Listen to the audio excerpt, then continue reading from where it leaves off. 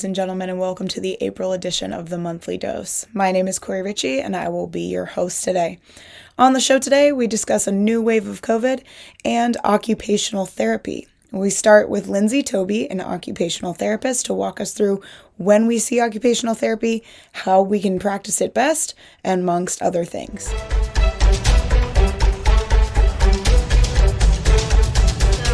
Occupational therapy, the main scope of our practice is helping people get back to doing the things that they do in their everyday life. One of our main things is ADLs, or activities of daily living. This can include dressing, showering, sleeping, and then another scope of that is IADLs, or instruments of activities of daily living, which is all the extra stuff that you could use someone to hire to do them. So like cleaning your home, cooking. And I got into OT because I always knew I wanted to help people. I was on the first aid squad back in high school, and I knew that was something that I would carry throughout the rest of my career. And I really liked how OT helped people get back to doing the things they love, even as simple as getting dressed to going back out playing golf again, or getting back into sports, any hobbies like knitting. Specifically in OT, I'm a hand therapist. So I work from anything from the shoulder to the fingertips. I work with a lot of like wrist fractures, carpal tunnel, frozen shoulder, all of those types of injuries. So it's really satisfying to me to get people to doing the things that they want to do again, because you don't realize how important your hands are until like you break a pinky and people are like, oh my gosh, my pinky, like, are you kidding me? Like, I didn't think I really needed my pinky that much. And you really do. You need all your fingers. But we like to say that physical therapy will help you get from point A to point B, whether it be walking, for example. And then OT lets you do the things you need to do once you get to point B. So the PT will help you walk to the bathroom, and the OT is going to help you use the bathroom, pull up your pants, pull down your pants, get in the shower, wash your body on both sides. So we're helping you do all the things that you need to do once you get there. I see a wide range of injuries. So fractures is a big part of my scope of practice. I also work with a lot of neurological issues. So people with carpal tunnel syndrome, dealing with an injury of the median nerve, which runs through your hand right here. Cubital tunnel, which is your ulnar nerve, which is running through your elbow here. I've dealt with stroke patients. I've dealt with pediatric patients, people who have had amputations of fingers, amputations at the forearm level. Really, the scope is really wide in hand therapy. Lots of trauma, people who have like flexor tendon injuries, which is tendon and muscle injuries on this side of your hand, or extensor, which is this side of your hand. Really can work with a whole bunch of different diagnoses. Be patient. Your healing isn't going to happen overnight. I know a lot of patients come in and they're like, why am I still in pain after like a couple sessions? And it's going to take a while. And especially when you're initially injured, you tend to baby it. And when you get to OT, we're moving it, we're strengthening you, we're ranging through all the motions, we're making sure that you're not stiff anymore. So it's going to be painful at first.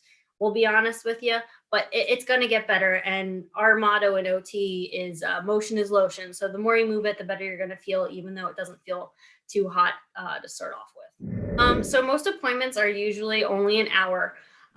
So in order to maximize that, most patients are with us either 2 to 3 times a week, depending on their prescription. So the best way to maximize therapy is really keep up with your home exercises.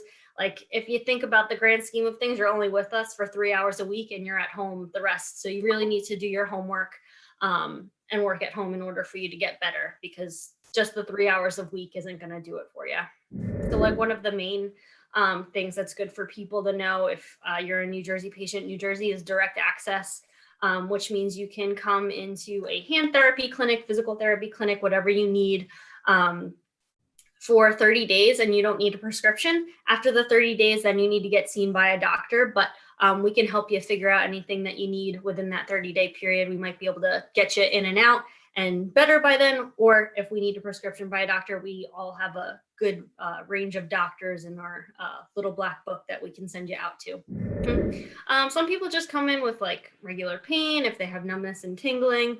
We have a bunch of special tests that we can perform to test for like carpal tunnel syndrome, like fractures, sprains, a bunch of like muscle injuries like tendinopathies and stuff like that. We have a bunch of special tests we can perform and help you get a better diagnosis. We can't diagnose specifically, but we can send you a doctor to get a diagnosis so we can better treat you.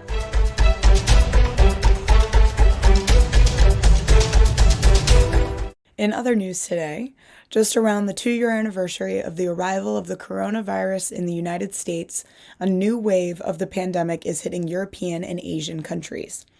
In Europe, several countries, including Germany, Switzerland, Finland, and the United Kingdom, have announced as much as double-digit increases in their percentage of cases on a weekly basis. China has sprung another lockdown in large factory cities as cases rise there as well. They are seeing the largest numbers yet since the start of the pandemic in 2020. Hong Kong is seeing overrun hospitals with a high number of severe cases. This is thought to be due to older adults who did not feel comfortable getting vaccinated. The rise in cases comes from the new strain BA.2, known as stealth Omicron, an Omicron subvariant that is said to be more transmissible than its older sibling. Chief White House medical advisor Dr. Anthony Fauci said it is 50 to 60% more transmissible, but it does not appear to cause more severe infections.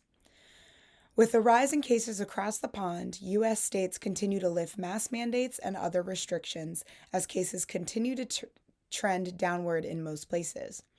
BA.2 is making its way through New England, accounting for almost 55% of new cases as opposed to 34% of new cases in the rest of the United States. As fears of a new wave circulate through the states, Pfizer has submitted for a U.S. emergency use authorization of an additional booster shot among older adults. While it has not yet been approved, it is in the works. That's all for the April edition of the Monthly Dose. I'm Cori Ritchey. Cheers.